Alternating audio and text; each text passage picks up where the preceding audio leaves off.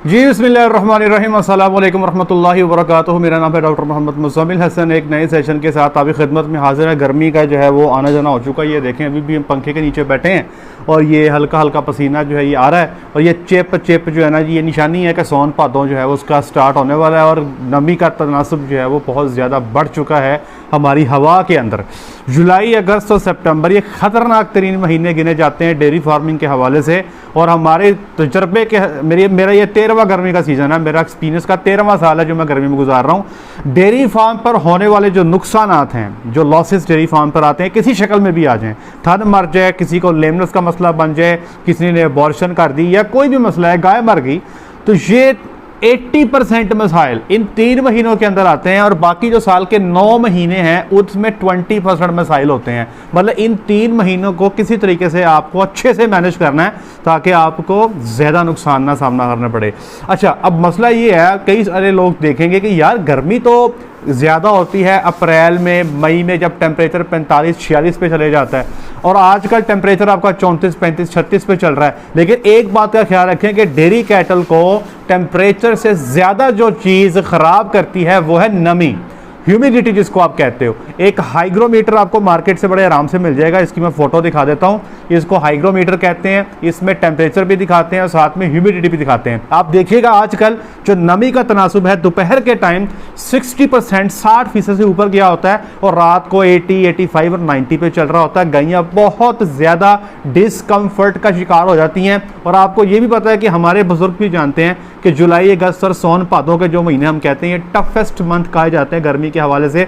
वही बंदा सुकून में है जो पंखे के बिल्कुल नीचे बैठा है, और जो बंदा पंखे से दूर है उसको सुकून ही कोई नहीं है। तो मैं आपको ये बताना चाहता हूँ, एक इंजेक्शन है वो आपसे शेयर करेंगे अपने जानवरों को गर्मी से बचाने के लिए। आप बहुत ज़्यादा लोग जो मैसेज करके केसेस का पूछते हैं, उन सब का एक ही मसला है कि जानवर का टेम्परेचर दोपहर के टाइम बढ़ जाता है, 104-105 पे चले जाता है, रात को ठीक हो जाता है। वो गोलियां टीके लगाते रहते हैं। हम उनसे जिक्र करते हैं कि भाई टीके गोलियां तो आपने लगानी है, लेकिन साथ ही साथ जानवर को मुकम्मल अच्छा माहौल देना भी ज़रूरी है। मिसाल के तौर पे अगर मुझे गर्मी लग रही है और मैंने लस्सी पीनी है, तो लस्सी के साथ अगर ये पंखा चल जाएगा तो रिस्पांस अच्छा आएगा। अगर मैं कहूँ कि सिर्फ मैंने लस्सी पीनी है, मैं पंखा बंद कर दूँ, तो शायद उस लस्सी का भी इतना फ़ायदा नहीं होगा।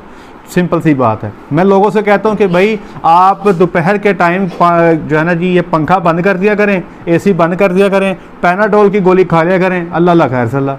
तो ऐसा नहीं है। आपको जो भी कोई काम करना है, जो भी कोई ट्रीटमेंट करनी है, उसमें सबसे पहले ज़रूरी है कि जानवर को जो माहौल दिया है, जो शेड दिया है, वो शेड अच्छा होना चाहिए। शावर्स का इस्तेमाल भी करना है, फैंस का इस्तेमाल भी करना है। अब कई लोग आपसे ये कहेंगे कि शावर का इस्तेमाल करेंगे तो शेड में तो नमी का तनासुब पहले ही ज़्यादा है, शावर चलाएंगे तो मज़ीद बढ़ जाएगा। तो यहाँ पे 2 चीज़ें बता दूँ। गर्मी के मौसम में आजकल जुलाई, अगस्त में कभी वॉशरूम में जाएँ, नहाएं, नहाने के बाद जैसे ही आप पंखे के नीचे आएंगे आपकी ज़िंदगी बदल जाएगी। आपको ठंडक का एहसास मिलेगा। इसी ठंडक का एहसास हमने गायों को देना होता है, एवेपोरेटिव कूलिंग कहते हैं। आपने अपना टाइमर सेट करना है, कुछ देर के लिए शावर चलेंगे, फिर पंखे चलेंगे, शावर चलेंगे, पंखे चलेंगे। जानवर गीला होगा, फिर खुश्क होगा, गीला होगा, खुश्क होगा। इससे उसको ठंडक का एहसास मिलता है और इस तरह आपने ये 3 महीने गुजारने।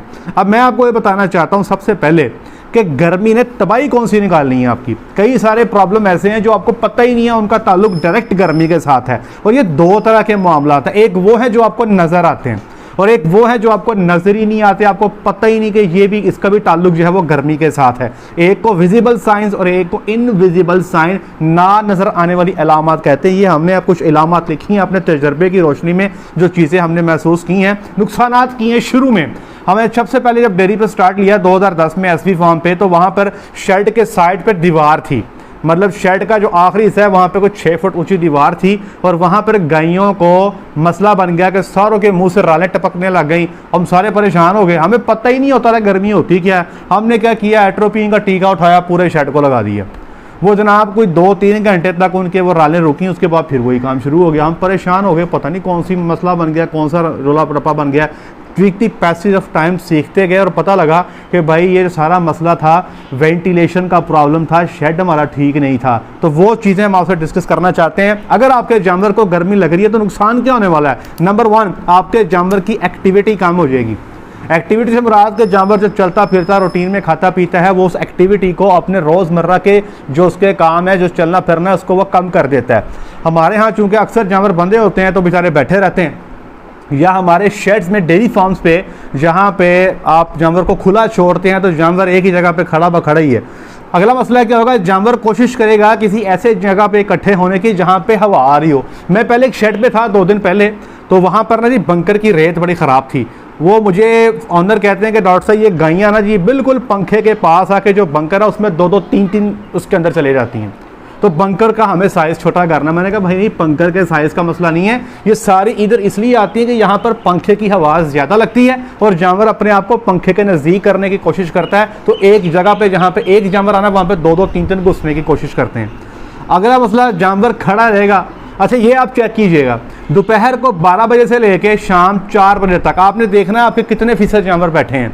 अगर आपके ज़्यादातर जानवर बैठे हैं तो ये खुशी की बात है। अदरवाइज जब जानवर को गर्मी लगती है तो जानवर इकट्ठे होने शुरू हो जाते हैं। शावर के नीचे इकट्ठे हो गए, फीडिंग टेबल पे सर रख के खड़े रहेंगे, या फिर जो खुरली है पानी वाली वहाँ पे जाके खड़े हो जाएंगे, या फिर आन हो गए कि पानी पी भी नहीं रहे और खुरली पे जानवर वैसे ही खड़े हैं। अगला हमारी जानवर का सांस तेज़ हो जाएगा। ऐसे जानवर सांस ले रहा होगा, कई दफ़ा मुँह खोल लेते हैं। ये मैं कुछ आपसे वीडियोस भी शेयर करूंगा, ठीक है, कि ये सारी गर्मी की इलामात है। जानवर के मुंह से पानी निकलना शुरू हो जाएगा। फार्मर कहता है इनू वाईबादी हो गई है, ये मुंह च मसाले फेरो। और भाई ये वाईबादी नहीं है, गर्मी है। इसको गर्मी लग रही है, नहलाओ आधा घंटा, फिर मैं देखता हूँ इसके मुंह से पानी कहाँ से निकलता है। तो ये गर्मी की इलामत है। जानवर की खुराक जो है वो कम हो जाती है, जानवर खाना पीना कम कर देता है, जानवर रेस्टलेसनेस का शिकार हो जाता है। मतलब कि वो बेचारा परेशान सा नजर आएगा, उसकी जो प्यास है बढ़ जाएगी, और वो चूंकि प्यास बढ़ जाएगी, ज़्यादा पानी पिएगा, ज़्यादा यूरिन करेगा, पेशाब के जरिए इलेक्ट्रोलाइट्स का नुकसान भी बढ़ जाएगा। जानवर खुरियों के पास खड़े होने शुरू हो जाएंगे। और जो मिल्क प्रोडक्शन है, सुनिए गौर से सुनिए, मिल्क प्रोडक्शन 50% तक कम हो सकती है। जी हाँ, 25-30 लीटर करने वाली गाय 14-15 पे भी आ सकती है। अगर आपने अच्छा माहौल दिया है तो फिर भी अमूमी तौर पे आजकल के दिनों में 2 से 3 लीटर का डिप तकरीबन हर डेयरी पे ही चल रहा है। अच्छा अगला मसला, ये बड़ा मसला है, जो नेस्ले को दूध देते हैं वो बेचारे कहते हैं ये हमारी दूध की फैट कम हो गई है, तुम्हारा फंडा सेम है, सब कुछ ओके, न्यूट्रिशन बड़ी फिट फाट कर रहे हैं।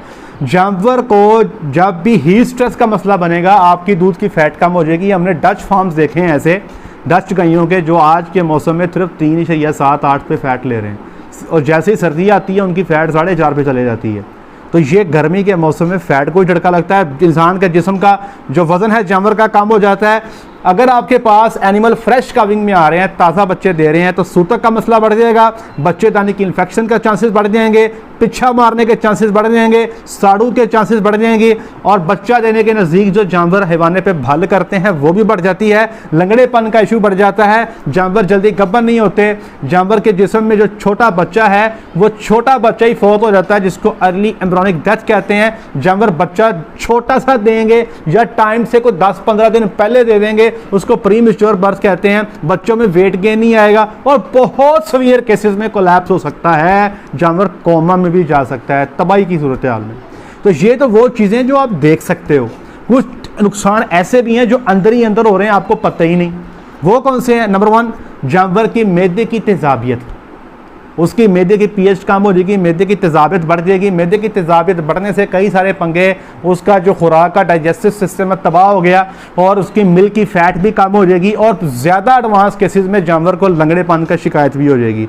गर्मी से इंडाइजेशन हो जाएगी, जानवर के जिस्म से इलेक्ट्रोलाइट का लॉस होगा, आपको पता ही नहीं चलेगा, उसका हार्मोन इम्बैलेंस हो जाएगी, आपको पता नहीं। आप कहेंगे यार डॉक्टर साहब गाँव बोल दिए ही नहीं, पता नहीं क्या मसला है, खुराक इतनी अच्छी देते हैं, 2 महीने हो गए हमारी गाय बोली कोई नहीं, ठीक है, हार्मोन का इम्बैलेंस हो जाएगा। और जो छोटा बच्चा है माँ के पेट में, जिसको एम्ब्रियो कहते हैं, 4 दिन का, 10 दिन का, 15 दिन का, उसकी डेवलपमेंट जो है वो कम हो जाती है, और खून के अंदर जो स्ट्रेस हार्मोन है कम हो जाते हैं। इवन के जो जीन का फंक्शन है वो भी डिस्टर्ब हो जाता है, और जानवर की कुव्वत मुदाफ़त भी ख़त्म हो जाती है, कम हो जाती है, जिसकी वजह से वो जल्दी बीमार हो जाता है। तो ये इतना कुछ सिर्फ गर्मी लगने से होता है। अगर आप गर्मी को कंट्रोल कर लें तो ये इंशाअल्लाह अज़ीज़ आपके जानवर परफॉर्म भी कर रहे होंगे, और इन मसाइल से आपकी जान भी छुट जाएगी। सबसे पहला हल टीका बताने जा रहा हूँ आपको। इससे पहले मैं आपको क्लैरिटी से बता दूँ, अगर कोई बंदा ये सोचता ना कि ये टीका लगाएगा ठीक हो जाएगा, भाई गलत है। आपको पहले अच्छा शेड देना है, और शेड में ये जो स्टील की चादर है छत की या डॉटेक्स की शीट है, ये कम से कम 30 से 35 फुट पे रखें तो नीचे हीट नहीं आएगी। अगर आपने ये छतें इस्तेमाल करनी है और इनको लगाना भी 15-15 फुट पे है तो भाई ये गर्मी बहुत करती हैं, नंबर 1। नंबर 2, शेड के अंदर धूप ज़्यादा नहीं आनी चाहिए, 2 पॉइंट हो गए। नंबर 3, जानवर के पास पूरे शेड में पंखे इस तरह से लगे हों कि जिन जगहों पे जानवर मौजूद हैं वहां पे हवा की रफ्तार ज्यादा होनी चाहिए, हाई वेलोसिटी फैन इस्तेमाल करें। ये कई सारे लोग क्या करते हैं, छत वाले पंखे लगा लेते हैं। ओ भाई, ये छत का पंखा तो मुझे पूरा से हवा नहीं देता, ये जानवर को कैसे देगा? हाई वेलोसिटी फैन लगाएं। अगले नंबर पे स्प्रिंकलर का इस्तेमाल लाजमी है, शावर का इस्तेमाल लाजमी है। अगली चीज़, जब जानवर मिल्किंग पार्लर पे जा रहे हो तो कोशिश करें, अगर धूप से गुजर के पार्लर में जा रहे हैं तो वहाँ पे कोई शेड लगा दें, फाइबर ग्लास लगा दें या फिर कोई आप ग्रीन शीट का इस्तेमाल कर लें। पार्लर में जब जानवर जा रहे हो तो पहले जानवरों को पार्लर में जाके नहलाएं, नहलाने के बाद उनको पंखे के आगे खड़े कर दें जहाँ पे वो ड्राई हो जाएं, फिर उनकी चुवाई करें और फौरी शेड में वापस भेज दें। ये सारे काम आपको करने पड़ेंगे जी। उसके बाद फिर ये टीका लगाएंगे तो बेहतर रिस्पांस मिलेगा। अगर ये सारा कुछ साइड पे छोड़ देंगे और कहेंगे ये टीका कोई जादू करने वाला है तो रिजल्ट नहीं आएगा। ये मैं क्लैरिटी से बता रहा हूँ। अब ये टीका क्या है जी? सबसे पहले तो मैं एट्रीब्यूट पेश करना चाहूँगा हमारे प्रोफेसर डॉक्टर गुलाम मोहम्मद साहब, जो मैं समझता हूँ कि पाकिस्तान में मेडिसन में अपना एक नाम रखते हैं, एक मुकाम रखते हैं। उनका साया हमारे सर पे होना ये हमारे लिए बाइस बरकत है। और मैं समझता हूँ कि जितना उन्होंने काम किया है मेडिसन की फील्ड में एनिमल की वेलफेयर के लिए, मैं ये चाहता हूँ कि हुकूमत पाकिस्तान उनको किसी अवार्ड से ज़रूर नवाजे। तो ये उन्होंने एक नुस्खा मेरे साथ शेयर किया, वो मैं आपके साथ आगे शेयर करने जा रहा हूँ। आपने करना क्या है जी, DMSO किसी भी साइंटिफिक स्टोर पे चले जाएं, अमूमिया ये डॉक्टर साहिबान आपके सारे सुन रहे हैं, उनको पता है। DMSO इसको कहते हैं डाई मिथाइल सल्फॉक्साइड। ये आपको एक बोतल मिल जाएगी, ठीक है जी। आपने उसमें से लेना 2 cc 2 ml, और फिर ऑलिव ऑयल लेना है आपने 2 ml DMSO, 2 ml olive oil, ये हो गया 4 cc। इसमें आपने मिक्स करना है ल्यूगॉल आयोडीन। ल्यूगॉल आयोडीन आपको किसी भी स्टोर से मिल जाएगी, इंसानों वाले स्टोर से, 30 ml का पैक होता है। 12 cc ल्यूगॉल आयोडीन लेनी है, फिर सुन लें, 2 cc DMSO, 2 cc olive oil, 12 cc Lugol iodine, इस सबको मिक्स कर लें। ये बन गया आपका 16 ml। ये बड़े जानवर की खुराक है, उसको गोश्त के अंदर लगा के आना है आपने, डीप इंट्रामस्कुलर करना है। लगाना कैसे है?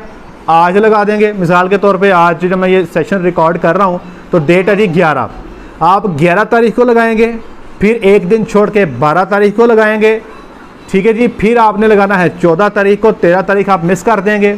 फिर 14 के बाद आपने जो अगला हफ्ता है, हफ्ते में 2 दफ़ा लगाएंगे, फिर आप हफ्ते का गैप डाल देंगे, समझे? मतलब आज 11 तारीख को लगा दिया, 12 को लगा दिया, फिर 14 को लगा दिया।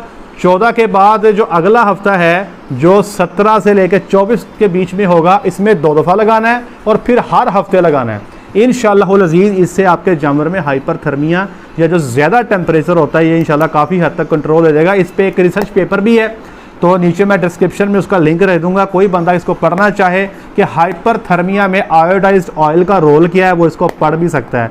तो किस्सा मुख्तसर बात मैं दोबारा यहीं पे एंड करूंगा कि इन 3 महीनों में कोशिश करें मैनेजमेंट को इम्प्रूव करें, अपने जानवरों के नुकसानात को कम करें। बस सितंबर की 31 तारीख तक या 30 तारीख तक आपके मसाइल जो हैं उसके बाद आहिस्ता आहिस्ता कम होने शुरू हो जाएंगे। अल्लाह के साथ हम सब के लिए आसानी वाला मामला फरमाए। आज के लिए इतना ही, अपना ख्याल रखें, दुआओं में याद रखें, 5 वक्त की नमाज़ अदा करें। अस्सलामु अलैकुम।